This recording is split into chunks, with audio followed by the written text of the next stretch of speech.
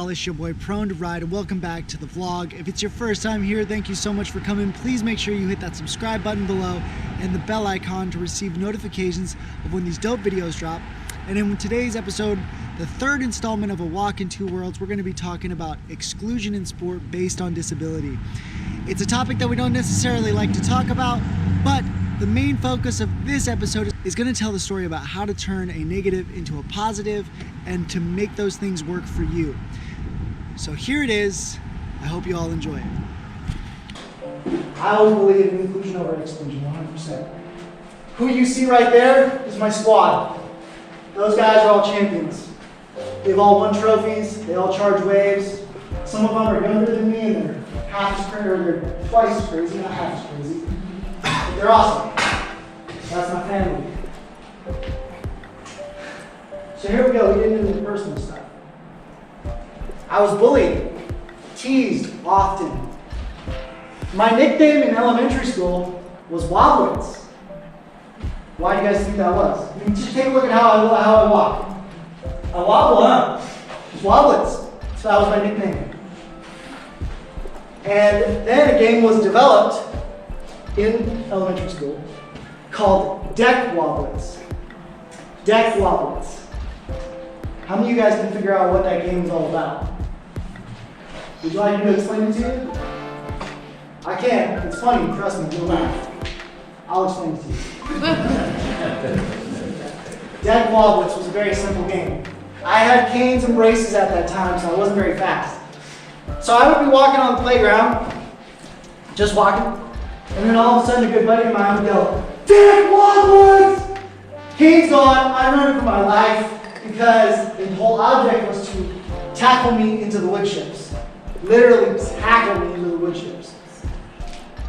But see, the funny thing about that game is, I actually loved it. Why do you guys think I loved it? I was included. I was part of a team. I was part of something. I mean, my face would get graded into wood chips. And I would be like, yeah, let's go again. You know, I had that energy. I wanted to be included. It was something that I lived for. But it was hard because it was damaging to the inner me. I was beaten. I was beat up multiple times, dragged through grass, beaten by a group of people that I didn't even know. They singled me out for my disability. That stuff does happen. And it can happen, and it shouldn't happen, but it does. I was berated, teased, but I channeled that. I channeled that into motivation. I wanted to be something. I wanted to be part of you guys. I wanted to be part of the group. I wanted to still play. So I trained and I trained and I trained and I trained and I trained, and I never stopped training. But I began to play sports for validation, not for fulfillment. How many of you see the problem with that? Everybody should raise their hands. Come on, I'm trying to engage you guys. Come on. Give me something! I was playing to prove that I was winning. Because deep down I believed I was not winning. And I wasn't playing for myself. I wasn't playing for enjoyment. That's bad. You all know that that's bad, right? But that's how it was. I participated in 5 sports before surfing. I did baseball. Cue the aw. That was back in the day. Wrestling. Football. Y'all can see a picture developing, right? I played the least recommended sports for playing with disability. I was like physical, I was powerful. I was like, I'm going to take you on. I don't care if you're 6'2", 225. I'm going to take you, man. I'm going to take you. That didn't work. I got massacred 50 times. I played track. Surfing was the furthest thing from my mind because I didn't live anywhere near the ocean. I went to the ocean a lot, and I loved it every time I was there, but surfing never once crossed my mind. Clearly that wave was messing with my mind because look at that face. I was held out from participation once I got a little older. I was declined to play sports on multiple different occasions. I can remember each time. For example, when it was time to go try out for high school football, I went through all the training camp, mini camp, all that stuff. I ran routes, caught balls, went through ball security drills. By the way, no one was ever able to strip me with a football. And these guys were twice my size, but I had a vice grip.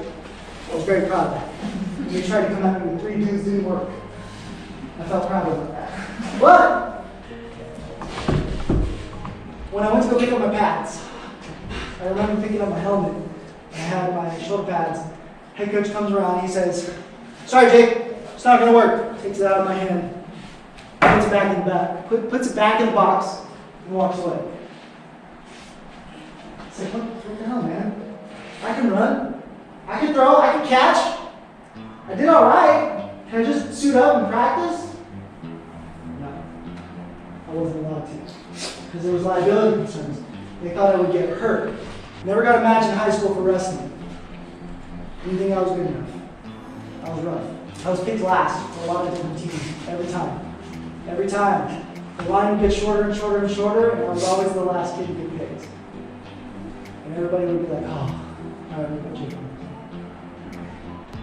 I didn't care. I was happy to be a part of the team, but it was hard to play at your full potential if you know you're not going to get the ball, am I right? Yeah. I still tried. I still gave it everything I had because I wanted the ball. Give me the ball! I'm waiting for the ball, give it to me. But all this led to confusion.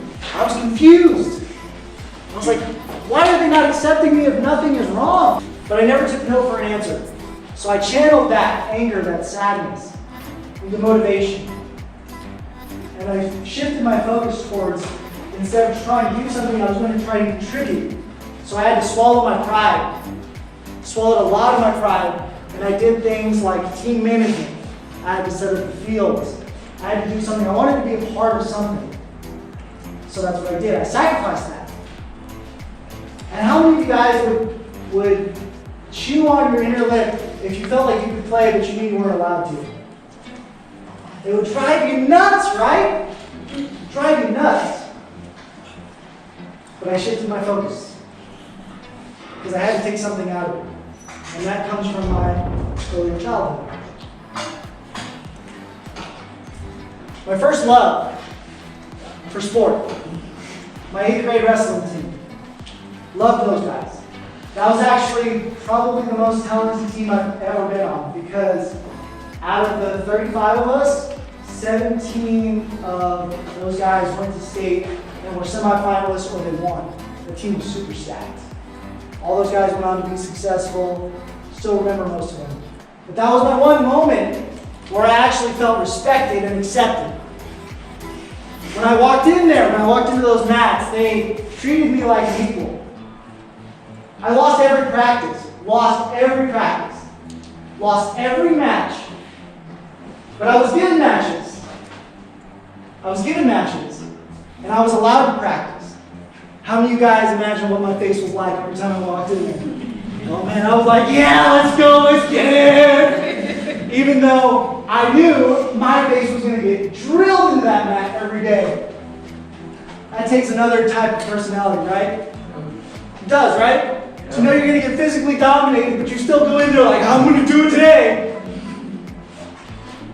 But it did. It happened only one time, but it did. I pinned a good friend of mine named Dusty. He actually ended up being a state champion at my weight class. But I pinned him one time in practice. And everybody saw it. They were like, oh shit, Jake just pinned him! And then I walked away like, the life is good! But that was an amazing day. I felt respected and accepted. I felt like a warrior.